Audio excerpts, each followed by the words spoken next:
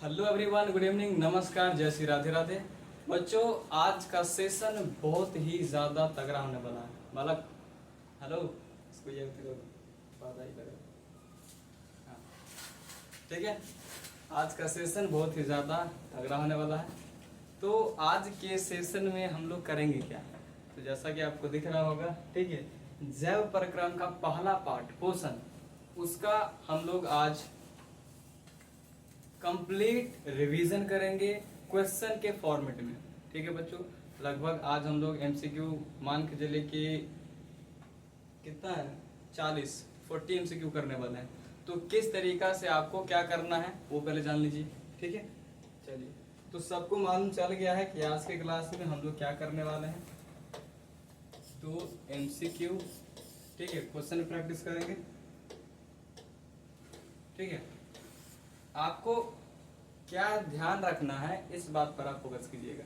देखिए, सबसे पहले आप लोग को मैं 15 सेकंड का टाइम दूंगा सॉल्व करने के लिए। आप खुद सॉल्व कीजिएगा एमसीक्यू। ठीक है, उसके बाद हो सकता है कि आपको किसी क्वेश्चन में ज़्यादा समय लगे, तो उसमें आप पॉज करके वीडियो को पॉज कर लीजिएगा। तब पहले इस तरीके से, जैसे क्वेश्चन नंबर 1 है 1 लिख दीजिए, 2 3 इस तरीके से नंबर लिख करके, और इसका जो आंसर होगा ABCD में से जो आंसर है वो आंसर दे दीजिए। ए जिसका मान लेते हैं, इसका मान लेते हैं, बी इसका मान लेते हैं, डी इसका आंसर हो गया। ठीक है, उसके बाद मेरे आंसर बताने के बाद अगर आपका सही होगा तो आप सही टिक मार लीजिएगा। अगर आपका इनकेस गलत हो जाता है तो वहां पर आप लोग गलत टिक कर लीजिएगा। ठीक है, कोई दिक्कत नहीं है। उसके बाद जो भी क्वेश्चन आपका गलत होगा उस क्वेश्चन को आप लोग क्या कीजिएगा, अपने कॉपी में लिख लीजिएगा। ठीक है, जैसे में यहाँ पर आप क्वेश्चन लिख लीजिए। ठीक है, क्वेश्चन लिखने के बाद इसका जो भी आंसर है वो आंसर को आप क्या कर लीजिएगा, नोट डाउन कर लीजिएगा। ठीक है, उसके बाद एक काम और करना है, अगर ऑप्शन में भी कोई ऐसा चीज है जो आपको एडिशनल लग रहा है कि नहीं ये चीज लिखना इंपॉर्टेंट है, ठीक है, तो उस चीज को भी क्या कीजिएगा, अपने नोट्स में ऐड कर लीजिएगा। कोई दिक्कत नहीं है। चलिए, तो बिना टाइम वेस्ट किए शुरुआत करते हैं आज के इस प्यारा सा सेशन को। ठीक है बच्चों, चलो। तो पहला सवाल ये रहा आपके कंप्यूटर स्क्रीन पर।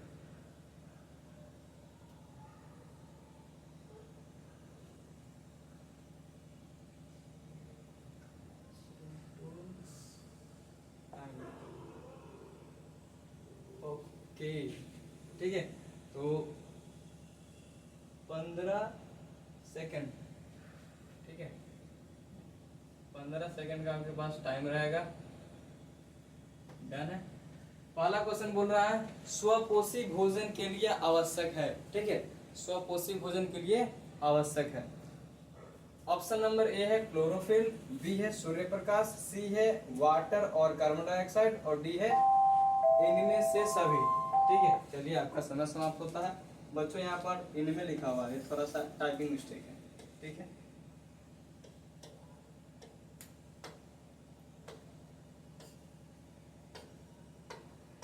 हाँ सही है। तो स्वपोषी भोजन के लिए क्या क्या आवश्यक है? आपको मालूम है स्वपोषी किसको बोलते हैं? जो अपना भोजन स्वयं बनाता है, जैसे पेड़ पौधा हो गया, ठीक है, हरित लवक हो गया, ठीक है ना। अब जैसे प्रकाश संश्लेषण से जो भी पेड़ पौधा है अपना भोजन बनाता है, और प्रकाश संश्लेषण करने के लिए किस किस घटक का जरूरत होता है तो आपको मालूम होगा, उसमें वाटर यानी कि जल का, ठीक है, कार्बन डाइऑक्साइड, क्लोरोफिल और सूर्य का प्रकाश, इन चारों चीजों का रिक्वायरमेंट होता है, तभी जाकर के प्रकाश संश्लेषण हो पाता है। जैसे देख लीजिए आप लोग, ठीक है, कार्बन डाइऑक्साइड, जल, सूर्य का प्रकाश, ठीक है, और क्लोरोफिल।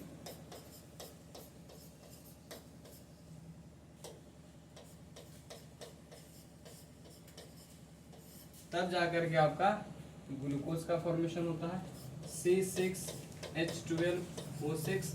इसके साथ साथ बच्चों ऑक्सीजन बनता है, और साथ ही साथ वाटर का भी यानी कि जल का भी इसी के साथ साथ फॉर्मेशन होता है। ठीक है बच्चों, तो क्लोरोफिल भी सही है, सूर्य का प्रकाश भी सही है, वाटर और CO2 भी सही है।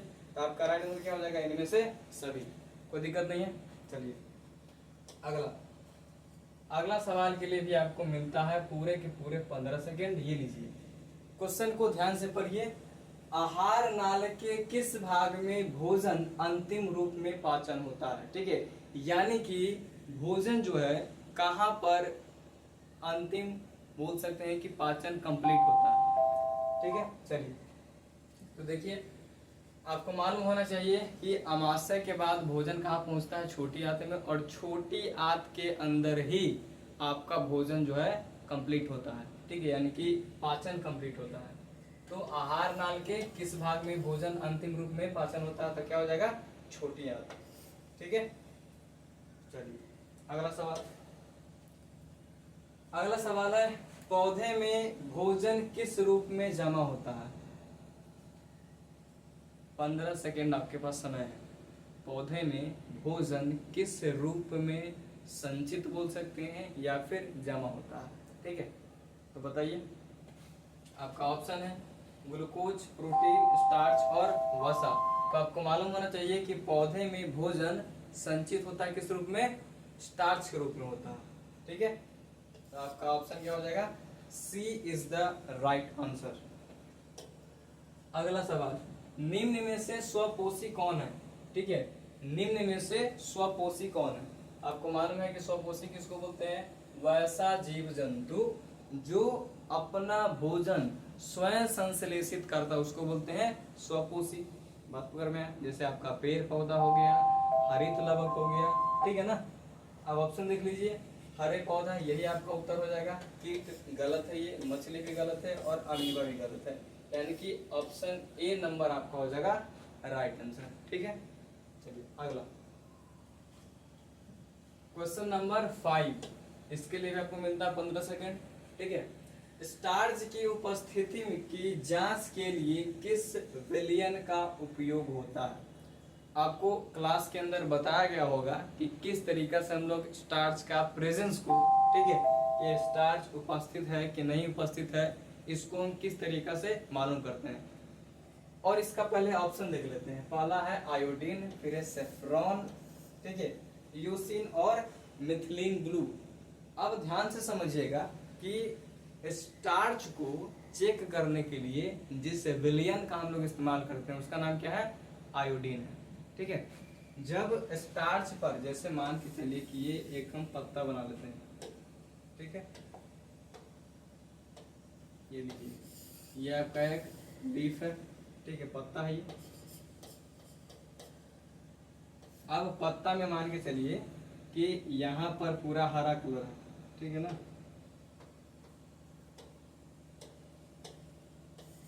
ये लीजिए, ये पूरा का पूरा हरा भाग है।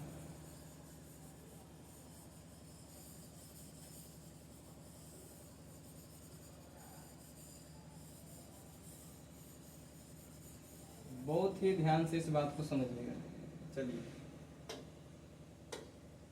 आपको मालूम होगा कि किसी भी पेड़ पौधा हरा क्यों दिखता है? उसके अंदर एक वर्णक होता है जिसको क्या बोलते हैं? क्लोरोफिल। और क्लोरोफिल के कारण ही बच्चों पेड़ पौधा आपको हरा रंग का दिखता है कि नहीं? कोई दिक्कत नहीं है।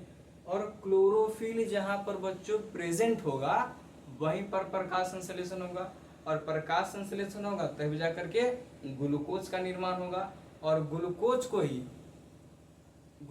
ही स्टार्च के रूप में संचित करता है या फिर जमा करता है पेड़ पौधा। कोई दिक्कत नहीं है। तो जहां जहां पर ग्रीन पार्ट है तो सभी जगह पर ग्रीन पार्ट है, सभी जगह पर स्टार्च प्रेजेंट होगा।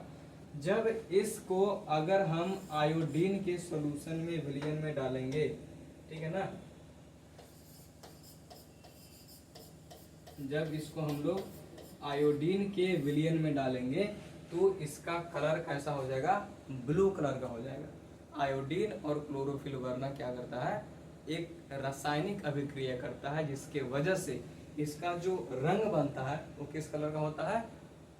डार्क ब्लू बोल सकते हैं या फिर ब्लू ब्लैक बोल सकते हैं। ठीक है, काला नीला बोल सकते हैं, कोई दिक्कत नहीं है। तो इसका आंसर क्या हो जाएगा बच्चों? Iodine. Option A is the right answer. ठीक है, चलिए अगला सवाल है, पढ़ लीजिए ध्यान से। आहार नाल का कौन सा भाग यकृत से, ठीक है, यहाँ पर थोड़ा सा देख लीजिएगा, यकृत से पित्त रस प्राप्त करता है। ठीक है, इसको ध्यान से समझिए। तो आपको एक डायग्राम बना करके बताते हैं। 15 सेकंड आपका समाप्त हो गया है। चलिए देखिए, मान के चल लीजिए ये आपका जो है ग्रास नली है, ठीक है। ग्रास नली से इस तरीका से अमाशय निकलता है, ठीक है। ये आपका मान लीजिए कि अमाशय है, ठीक है। और फिर ये आपका इस तरीका से ये आपका जाता है छोटी आंत, ठीक है, कोई दिक्कत नहीं। अब बच्चों यहीं पर आपका लगा होता है इस प्रकार से,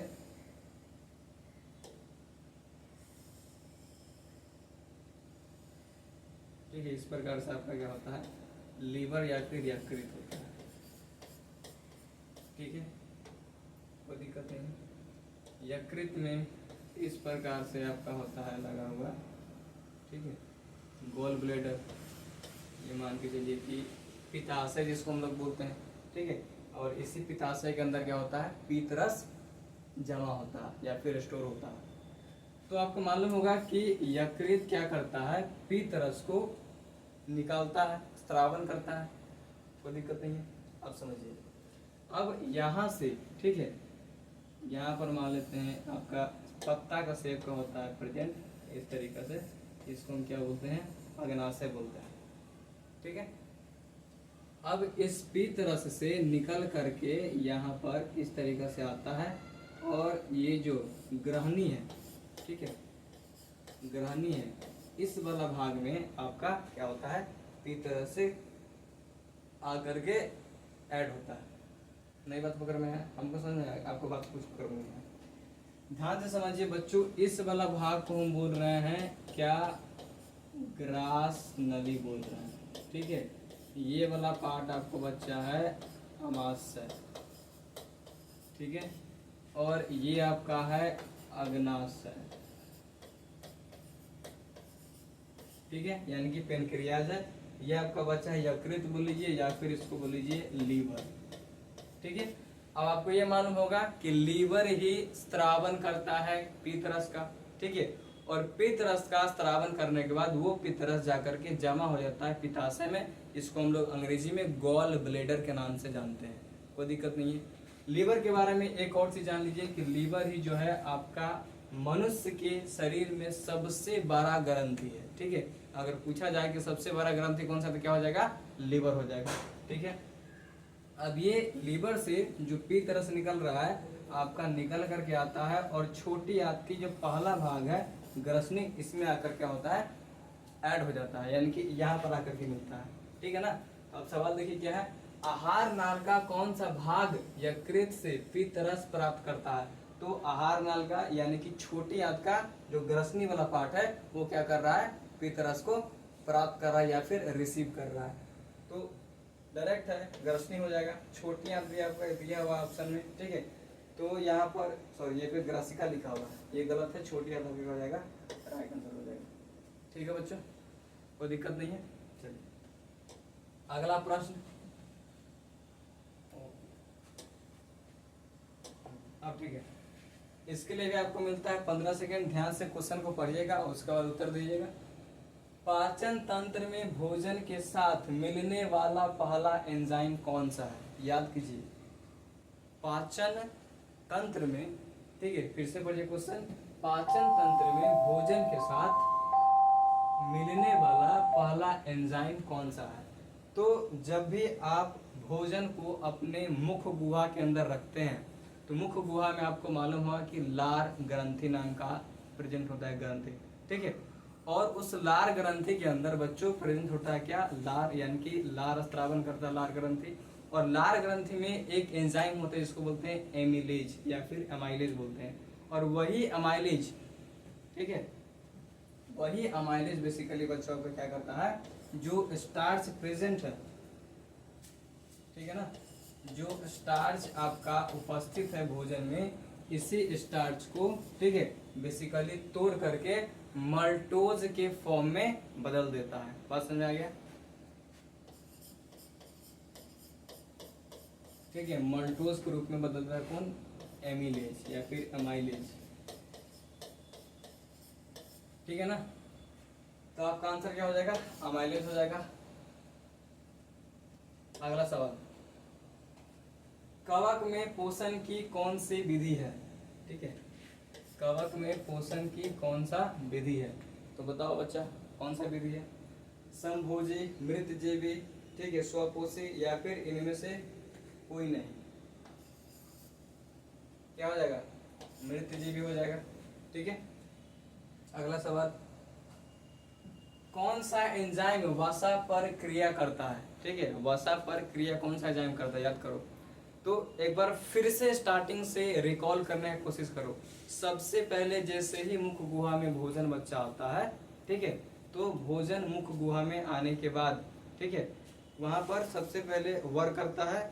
लो हवेन का काम होता है, सॉरी चल रहा लगा जैसे बंद हो गया है ना। चलो ठीक है। तो सबसे पहले भोजन मुख गुहा में आने के बाद सबसे पहले वहां पर लार ग्रंथि से रिलीज होता है लार, और लार में प्रेजेंट होता है कौन सा, एमाइलेज एंजाइम। ठीक है, और एमाइलेज एंजाइम सबसे पहले भोजन पर क्रिया करता है। उसके बाद भोजन मुलायम होने के बाद बच्चों पहुंचता है कहाँ पर, ग्रास नली के द्वारा अमाशय के अंदर। अमाशय में क्या होता है, अमाशय की दीवार से निकलता है बेसिकली एक ग्रंथि प्रेजेंट, जिसको बोलते हैं जठर ग्रंथि, और जठर ग्रंथि रिलीज करता है जठर रस। जठर रस में होता है तीन चीज, HCl, पेप्सिन और क्या, श्लेष्मा, या फिर उसको हम लोग म्यूकस बोल देते हैं। कोई दिक्कत नहीं है, आप समझो ध्यान से। उसके बाद लीवर से बच्चों सिक्रेट क्या होता है, यानी कि क्या निकलता है, पीतरस, और पीतरस के अंदर क्या प्रेजेंट होता है, पीतरस के अंदर क्या प्रेजेंट होता है बताओ, क्या होता है, पीत वर्णक होता है। ठीक है, और पीत सॉल्ट बोलते हैं उसको, या फिर बाइल जूस के अंदर जिसको हम लोग पीत रस बोलते हैं बच्चों, इसके अंदर क्या क्या होता है, बाइल सॉल्ट होता है एक, और एक बाइल पिगमेंट होता है। ठीक है, चलो सवाल पर आते हैं, कौन सा एंजाइम वसा पर क्रिया करता है। तो वसा पर क्रिया कौन सा करता है, क्या हो जाएगा, लाइपेज। ठीक है बच्चों। अगला, स्टोमाटा के खुलने और बंद होने की क्रिया को कौन नियंत्रित करता है। स्टोमाटा के खुलने और बंद होने की क्रिया को कौन नियंत्रित करता है। तो इसके लिए भी एक छोटा सा डायग्राम बनाते हैं बच्चों। ठीक है, ये देख लो, याद करो क्लास में आपको इस तरीके से एक डायग्राम बनवाया गया होगा। ठीक है ना, और यहाँ पर ये इस तरीके से प्रेजेंट होता है। ठीक है, ये आपका क्या है, ये आपका है क्लोरोप्लास्ट।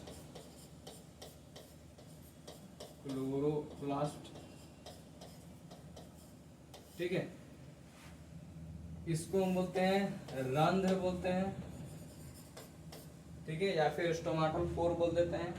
और ये जो दो कोशिका आपको दिख रहा है, जिसको हम क्या बोलते हैं, गार्ड कोशिका।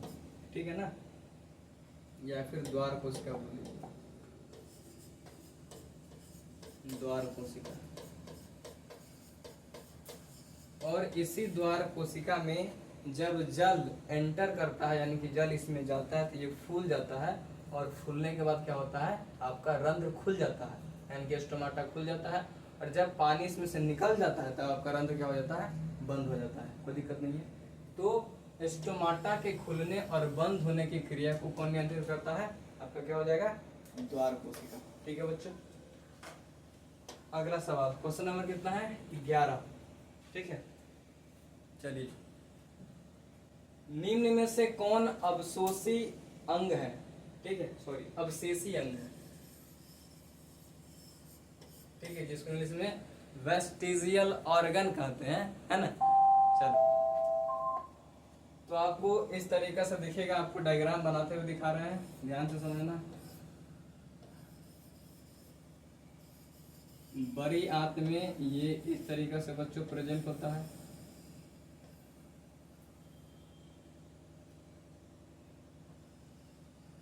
ठीक है,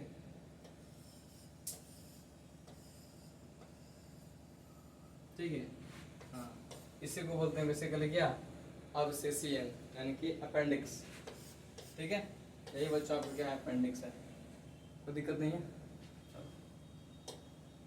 अगला सवाल, पौधे में गैसों का आदान प्रदान किसके द्वारा होता है? आपके ऑप्शन है तना, रंध्र, जड़ और टहनी। ठीक है, तो पौधों में गैसों का आदान प्रदान रंध्र के द्वारा होता है। ठीक है, रंध्र प्रेजेंट का होता है, पत्ता में छोटा छोटा छिद्र होता है इस तरीके से।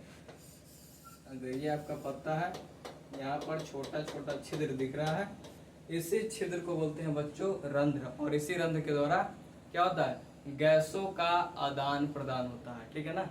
चलिए अगला सवाल, जठर ग्रंथियां कहाँ पाई जाती है? जठर ग्रंथियां कहाँ पाई जाती है? ठीक है, यकृत में, अमाशय में, मुंह में या फिर अग्नाशय में। तो अभी थोड़ा देर पहले बताया है कि जठर ग्रंथि आपका अग्नाशय के दीवार में पाया जाता है। ठीक है ना, सॉरी अमाशय के दीवार में पाया जाता है। अगला, प्रकाश संश्लेषण क्रिया में ऑक्सीजन किससे बाहर निकलती है? प्रकाश संश्लेषण क्रिया में ऑक्सीजन किससे बाहर निकलती है? तो एक बार थोड़ा सा ध्यान से प्रकाश संश्लेषण को समझ लेना। जब प्रकाश संश्लेषण होता है तो पत्ते में आपका एक वर्णक प्रेजेंट होता है, इसको क्या बोलते हैं? क्लोरोफिल बोलते हैं। तो बच्चों, सूर्य से प्रकाश की रोशनी को अवशोषित करने का काम करता है क्लोरोफिल। ठीक है, और यही क्लोरोफिल उस प्रकाश ऊर्जा को रासायनिक ऊर्जा में कन्वर्ट करने का काम करता है। ठीक है, कोई दिक्कत नहीं है। और साथ ही साथ जो रासायनिक ऊर्जा बनता है, ये रासायनिक ऊर्जा आपको वाटर को यानी कि जल को, पानी को तोड़ करके हाइड्रोजन और ऑक्सीजन के रूप में बदल देता है। फिर कार्बन डाइऑक्साइड आपका रिड्यूस होकर के, ठीक है, क्या बनाता है? क्या बनाता है? ग्लूकोज का निर्माण करता है, यानी कि कार्बोहाइड्रेट का फॉर्मेशन करता है। ठीक है बच्चों, तो क्या जल से निकलता है? चलिए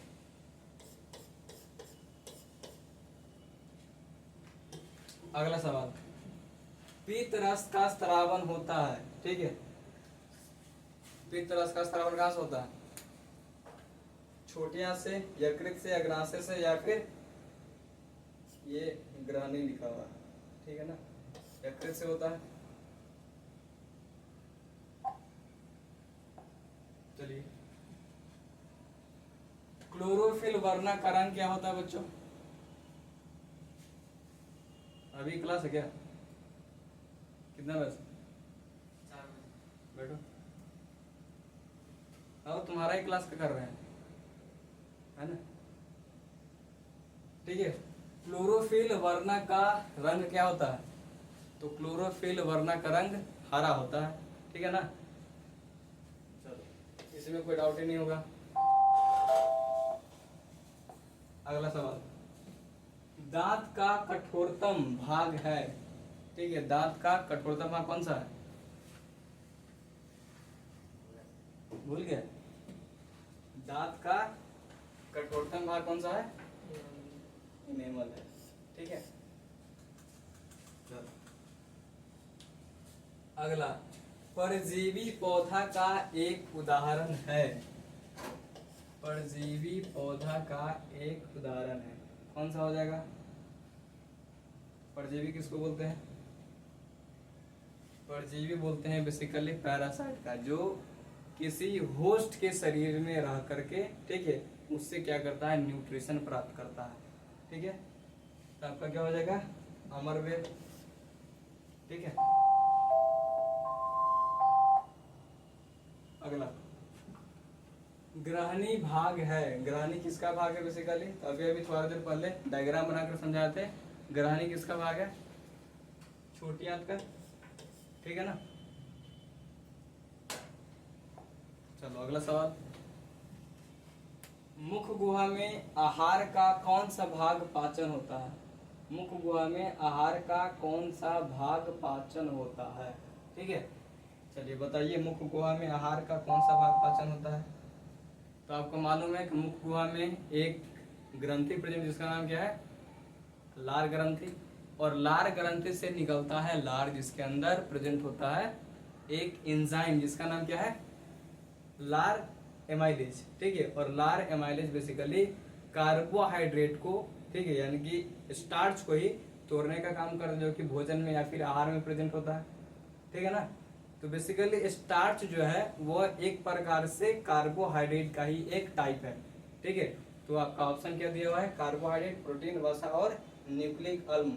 तो कार्बोहाइड्रेट का पाचन करने का काम करता है तुम्हारा सलेवरी एमाइलेज या फिर लार एमाइलेज। चलो अगला, मनुष्य के शरीर की सबसे बड़ी ग्रंथि, ठीक है, क्या होता है, यकृत या फिर लिवर। चलो डन है। अगला,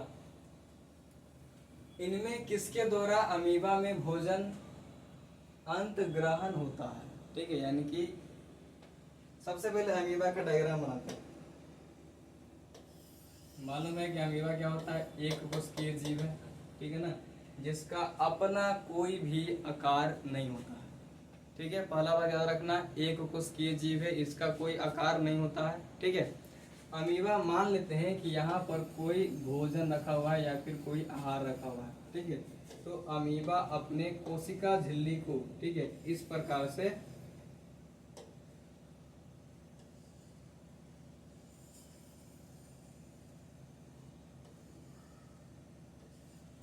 ठीक है, इस प्रकार से बाहर निकलता है।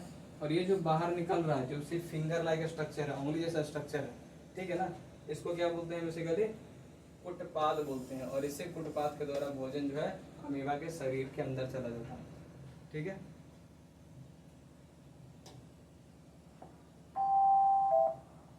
चलो अगला सवाल है, प्रकाश संश्लेषण कहाँ होता है। ऑप्शन देखो, ऑप्शन है पहला क्लोरोप्लास्ट में, ठीक है, क्रोमोप्लास्ट में, तना में या फिर जड़ में।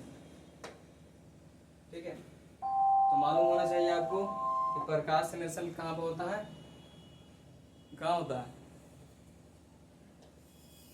ऐसा कुछ डायग्राम बना था। ठीक है,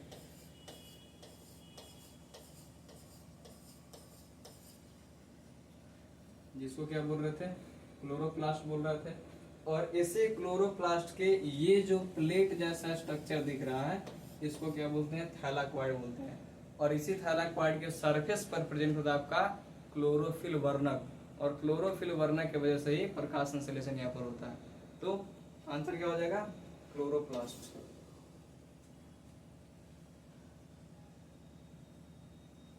चलो क्वेश्चन नंबर कितना है, क्वेश्चन नंबर 24, प्रकाश के किस रंग में प्रकाश संश्लेषण अधिकतम होता है। ठीक है, प्रकाश के किस रंग में प्रकाश संश्लेषण अधिकतम होता है। ठीक है, तो आप लोग को बताए थे स्पेक्ट्रम बना करके कि लाल रंग में प्रकाश संश्लेषण क्या होता है, अधिक होता है। चलो क्वेश्चन नंबर 25, प्रकाश संश्लेषण में प्रकाश ऊर्जा को रासायनिक ऊर्जा में कौन परिवर्तन करता है। ठीक है, तो प्रकाश संश्लेषण का जो इवेंट था उसमें बताया गया था आप लोगों को कि पत्ते के अंदर प्रेजेंट होता है एक हरा रंग का वर्णक जिसको बोलते हैं क्लोरोफिल, और क्लोरोफिल ही प्रकाश से प्रकाश का ऊर्जा अवशोषित करके उसको रासायनिक ऊर्जा में परिवर्तित करने का काम करता है। ठीक है, आंसर क्या हो जाएगा, क्लोरोफिल।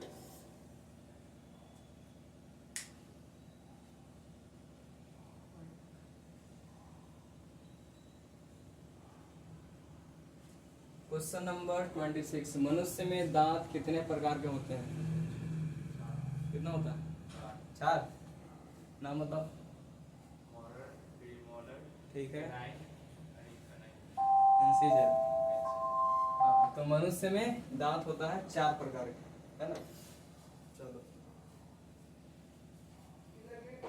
मनिया अगला,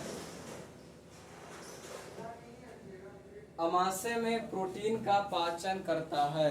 ठीक है, बताइए जरा, अमाशय में प्रोटीन का पाचन कौन करता है। ऑप्शन देख लो, श्लेष्मा, एसियन, पेप्सिन और एमाइलेज। ये कैसे लिखा गया है, लाइनेज लिखा गया है। ठीक है, ये एमाइलेज बनाना है ना। तो अमाशय में थोड़ा सा इसके बारे में बताते हैं। अमाशय का जो दीवार होता है बच्चों, बार बार हर एक चीज को आपको बताते जा रहे हैं, ठीक है ना, ध्यान से समझना। अमाशय में जो दीवार होता है, ठीक है, इसे मान के चलो आपका ये, ठीक है, ये आपका अमाशय है। इस अमाशय के दीवार में बच्चों प्रेजेंट होता है जठर ग्रंथि, ठीक है, और इसी जठर ग्रंथि से रिलीज होता है जठर रस, ठीक है, और जठर रस में 3 चीज होता है। पहला HCl हाइड्रोक्लोरिक एसिड, दूसरा श्लेष्मा,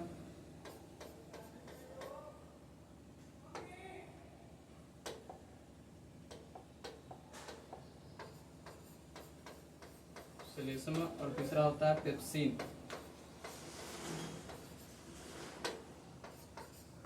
ठीक है, कोई दिक्कत नहीं है।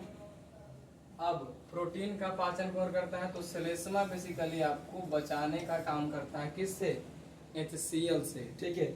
हाइड्रोक्लोरिक एसिड आपका रिलीज करता है, निकलता है क्या क्या निकलता है, बेसिकली ये एसिडिक इन्वायरमेंट क्रिएट करता है, ठीक है, एसिडिक इन्वायरमेंट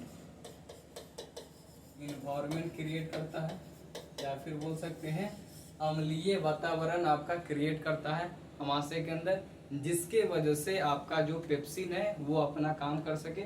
और पेप्सिन का काम क्या होता है, प्रोटीन का डाइजेशन करना, ठीक है, इसका काम होता है प्रोटीन का डाइजेशन करना। HCl का मालूम चल गया, HCl क्या करता है, एसिडिक एनवायरनमेंट क्रिएट करता है। और श्लेष्मा इसी एसिडिक एनवायरनमेंट क्रिएट करने की वजह से कभी कभी ऐसा भी होता है कि पेट के अंदर आपका अमाशय के अंदर खाना नहीं रहता है, तो यही HCl की वजह से आपका स्टोमक के यानी कि अमाशय का दीवार, ठीक है, बेसिकली डैमेज होना शुरू हो जाता है, तो उस चीज को बचाने का काम करता है आपका क्या, श्लेष्मा, ठीक है। तो इसका राइट आंसर क्या हो जाएगा, ऑप्शन नंबर सी, प्रोटीन का पाचन करता है आपका पेप्सिन। अगला, अमाशय के आंतरिक स्तर की अम्ल से रक्षा कौन करता है, अभी अभी बताया है, अमाशय की आंतरिक, ठीक है, यानी कि यही बोल रहा है कि तुम्हारा पेट का जो दीवार है उसको अम्ल से रक्षा कौन करता है, तो आपका श्लेष्मा रक्षा करता है उससे, ठीक है ना, ये आपका राइट आंसर हो जाएगा। अगला सवाल, अमाशय में अम्लीय माध्यम तैयार कौन करता है, अभी अभी बताया कि अमाशय के अंदर अम्लीय माध्यम तो कौन तैयार करता है, HCl, ठीक है, और साथ ही जो भी भोजन के साथ अगर हम कोई भी पैथोजन हो गया यानी कि बैक्टीरिया या फिर कोई भी ऐसा माइक्रो ऑर्गेनिज्म आ जाता है जो हमको हार्मफुल पहुंचा सकता है, ठीक है, उसको मारने का भी काम करता है आपका क्या, HCl, ठीक है। चलो अगला क्वेश्चन, इस क्वेश्चन को बहुत ही ध्यान से समझिएगा। आमतौर पर भोजन का विघटन एवं अवशोषण जीव के शरीर के अंदर होता है, निम्न में से कौन से जीव है जिसमें ये क्रिया शरीर के बाहर होता है, ठीक है, जैसे आप देख लीजिए हम लोग है या फिर अमीबा है, तो इन सभी में क्या होता है, सबसे पहले भोजन हम लोग अपने बॉडी के अंदर रखते हैं और अंदर ही पाचन का प्रक्रिया होता है, ठीक है, और उसके बाद अवशोषण करते हैं। लेकिन कुछ जीव ऐसे भी है जिसके अंदर क्या होता है, विघटन और अवशोषण का काम शरीर के बाहर होता है, यानी कि, और ये काम किसमें होता है, बेसिकली मृत जीवी में होता है, ठीक है, मृत जीवी में होता है, तो लिख देते हैं मृत जीवी, ठीक है, मृत जीवी के अंदर आपका विघटन और अवशोषण का काम शरीर के बाहर होता है। सबसे पहले मृत जीवी किसको बोलते हैं, जो बेसिकली मरा हुआ सारा गला चीज पर एक्ट करके अपना भोजन प्राप्त करता है। जैसे मान के चलो यहाँ पर कोई रखा हुआ है, ठीक है, इस तरीका से रखा हुआ है, कोई मनुष्य का शरीर ही मान लेते हैं, ठीक है ना, तो इस पर कोई मृत जीवी आएगा और अपना एंजाइम रिलीज करेगा, और एंजाइम रिलीज करने की वजह से इसका शरीर क्या होगा, विघटन होगा, यानी कि टूटेगा, और खंडित होने के बाद जब छोटे छोटे भाग में टूट जाएगा अवशोषण करने लायक जब हो जाएगा तब उसको अवशोषित कर लेगा। मृत जीवी का एग्जाम्पल बताओ, इसमें से अमीबा नहीं होगा, ठीक है। आपका मशरूम राइट आंसर हो जाएगा, अमरबेल आपका नहीं होता, और लीच इसको लिखना था, ठीक है, लीच भी नहीं होता। चलो अगला, अमाशय में ग्रहणी में आने वाले भोजन कैसा होता है? अमाशय से ग्रहणी में आने वाले भोजन कैसा होता है? आपको मालूम होना चाहिए कि अमाशय के अंदर प्रेजेंट होता है क्या? जठररस, और जठररस रिलीज करता है जठर ग्रंथि। क्या क्या बोला गया? ठीक है, अमाशय के दीवार में प्रेजेंट होता है जठर ग्रंथि, और जठर ग्रंथि रिलीज करता है जठररस, जिसमें क्या क्या होता है? 3 चीज होता है, एक HCl, दूसरा पेप्सिन, और तीसरा सिलिसमा, जिसको हम लोग म्यूकस के नाम से भी जानते हैं। अभी अभी थोड़ा देर पहले बताया कि आपका जो HCl का क्या काम होता है। तो पहला काम समझ लीजिए, जो भी भोजन के साथ बैक्टीरिया या फिर कोई माइक्रो ऑर्गेनिज्म एंटर करता है उसको मारने का काम करता है। दूसरा, अम्लीय वातावरण को या फिर अम्लीय माध्यम को बनाने का काम करता है, ठीक है। तो जो भोजन यहाँ पर आ रहा है, ठीक है, जो पेट में यानी कि अमाशय के अंदर जो भोजन आ रहा है, HCl के वजह से भोजन अम्लीय हो जा रहा है, ठीक है ना, कोई दिक्कत नहीं है। और अम्लीय भोजन फिर आपका अमाशय से ग्रहणी में यानी कि छोटी आंत में आता है, ठीक है। तो अमाशय से ग्रहणी में आने वाले भोजन कैसा होता है? अम्लीय होता है। अगला, मानव आहार नाल का सबसे लंबा भाग कौन सा होता है? छोटी आंत, ठीक है ना। निम्नलिखित में कौन ट्रिप्सिन एंजाइम का कार्य है? तो ट्रिप्सिन एंजाइम बेसिकली क्या करता है? प्रोटीन का, ठीक है, प्रोटीन का पाचन करता है। अब देख लें यहाँ पर, वसा का पाचन कौन करता है? लाइपेज। कार्बोहाइड्रेट का पाचन कौन करता है? एमाइलेज। प्रोटीन का पाचन कौन कर रहा है? आपका ट्रिप्सिन, ठीक है। तो ऑप्शन नंबर सी हो जाएगा। अगला, क्लोरोफिल वर्ण कौन सा रंग अवशोषित नहीं करता है? ठीक है, यहाँ से एक और सवाल बनता है कि हम लोगों को बेसिकली पेड़ पौधा हरा रंग क्यों दिखता है? ठीक है, तो क्लोरोफिल वर्णक बेसिकली वाइट लाइट से यानी कि सफ़ेद रंग जो को सूर्य से आता है, ठीक है, उसमें से बेसिकली 7 कलर होता है, और 7 कलर में से हरा रंग को वो अवशोषित नहीं करता है। हरा रंग को क्या कर देता है? परिवर्तन कर देता है, रिफ्लेक्ट कर देता है, और उसी की वजह से हम लोगों को पेड़ पौधा हरा दिखता है, ठीक है ना। तो आंसर क्या हो जाएगा आपका? हरा हो जाएगा। चलो अगला सवाल है, ग्लूकोज का रासायनिक सूत्र। तो मालूम होना चाहिए आपको रासायनिक सूत्र क्या होता है? C6H12O6, यानी कि ऑप्शन नंबर डी, ठीक है। अगला, ग्लूकोज के एक अणु में हाइड्रोजन के कितने परमाणु होते हैं? अभी अभी बताए हैं, ग्लूकोज का रासायनिक सूत्र C6H12 और O6 होता है। तब तो देखो, ये ग्लूकोज पूरा है, ग्लूकोज का अणु है, और इसके अंदर हाइड्रोजन के परमाणु पूछा है। तो हाइड्रोजन का परमाणु कितना है? 12, ठीक है। तो ऑप्शन नंबर बी आपका हो जाएगा राइट आंसर, ठीक है। चलिए, तो ये रहा आपका पोषण का